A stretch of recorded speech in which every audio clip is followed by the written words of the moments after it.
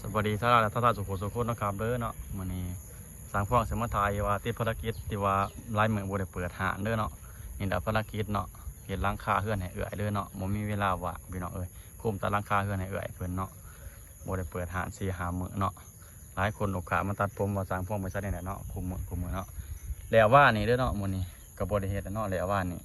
มื้อนี้เปิดหาปกติได้เลยเนาะท่านลูกค้าที่มาตัดผมเนาะอันนี้ก็เฮือนก็ประมาณความกว้างอยู่ประมาณ8 เมตรเนาะ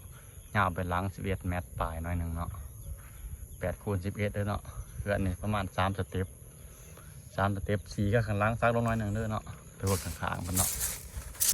ข้างๆก็สิประมาณนี้เลยเนาะข้างเครื่อง2 สเต็ปข้างหน้ามุกหนึ่งในข้างล่างก็เป็นซักของมันนายเลยเนาะทางพ่วงเองกับบัวได้เป็นสร้างเลยพี่น้องสำหรับลูกค้าสร้างพ่วงเนาะว่าอยากให้เฮ็ดเทือนให้สร้างพ่วงกับโมเมนต์หับไปเทือนเด้อเนาะอันนี้อาซาหับไปเทือนให้เอื่อยเพิ่นเนาะเอื่อยเพิ่นอยู่ไทยเพิ่นนึกว่าเงินข้ามกับเกี่ยวกับบ่ค่อยร้ายพี่น้องมันก็เด้ออาซาหาสุฟางพ่วงเฮ็ดให้เนาะสร้างพ่วงกับเฮ็ดเป็นน้อยเล็กๆขนาดว่าเก่งบ่กับบ่เก่ง100%เนาะเฮ็ดไปพ่อหูจักไปน้อยเด็กๆเนาะประมาณนี้เนาะเฮือนโมเดิร์นเด้อเนาะสมัยนี้ก็แถวบ้านสร้างพ่วงสมัยให้ตัดแต่โมเดิร์นนั่นล่ะพี่น้องเพราะว่าเดี๋ยวนี้มันโมเดิร์นมันตัดง่ายแน่เนาะ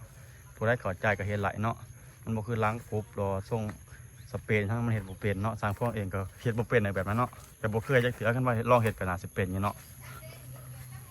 ด้านข้างคือประมาณนี้เด้อพี่น้องเพื่อนเนี่ยเพิ่นจัดการเอา2 ห้องเด้อเนาะประมาณนี้พี่น้อง